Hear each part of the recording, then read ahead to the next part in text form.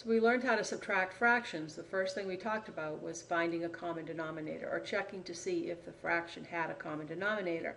This problem doesn't have a common denominator, so we're going to find one. A common denominator is a number that both 5 and 3 can go into evenly. So it's always best to start with the first number, the biggest number, and the biggest denominator, which is a 5. And just ask yourself, can 3 go into 5 evenly? It can't, so 5 can't be our common denominator. The next multiple of 5 is 10.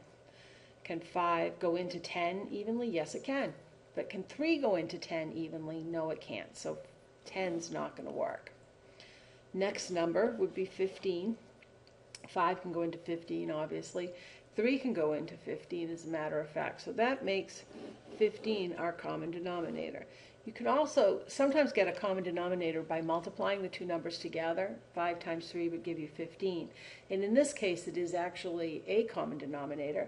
It is the common denominator, the lowest common denominator, but sometimes it's not the lowest, and it's always easier to deal with the lowest number.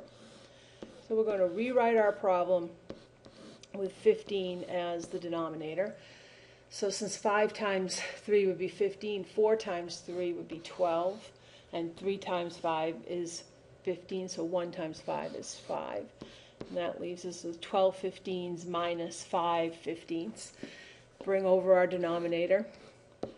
12 minus 5 is 7 15ths. Look to see if you can simplify. We can't simplify the fraction, so the answer to our problem is 7 over 15.